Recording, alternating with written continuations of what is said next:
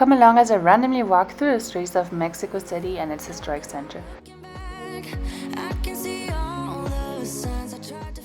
I started off with Mexico City's Metropolitan Cathedral, which actually lies just off the Zocalo, but is sinking, wonky, and looks like it could fall down. But it's worthy to go in, and that's what I did.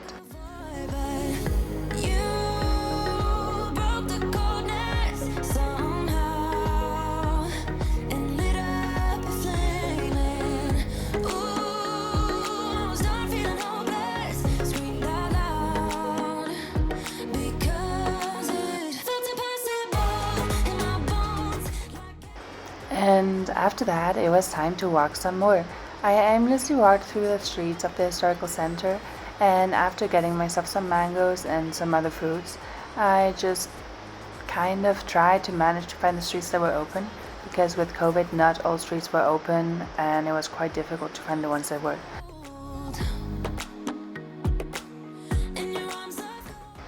I soon arrived at the Casa de los Azulejos, which is the House of Tiles and is located close to the Palacio de Correos. It's an 18th century building and distinguished by its facade covered by blue and white tiles, as the name states it, and these tiles come from the state of Puebla. My walk took me back to the Zocalo and past the Fine Arts Palace, but before going there, I had to go by to the local post office. It's called Palacio de Correos, and it literally looks more like a museum than a postcard office.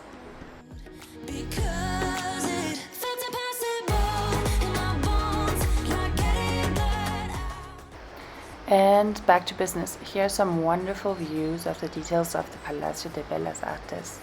It's the Fine Arts Palace. It's from the Zocalo, and you can see it from Avenida Francisco Madero too. I love the colors of the dome of the palace, and the style reminds me of Parisian building and French art in general. One of the Mexican presidents, Porfirio Diaz, actually was a great admirer of Paris and had several buildings built in this style.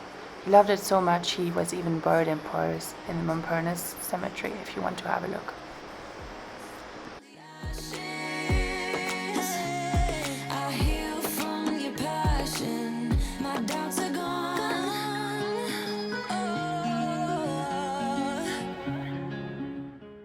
So this was me walking around, talking to a bunch of strangers, going into a lot of Oxxos to get cups of coffee, and generally just really appreciating the view and the architecture of Mexico City's center, of its historical center.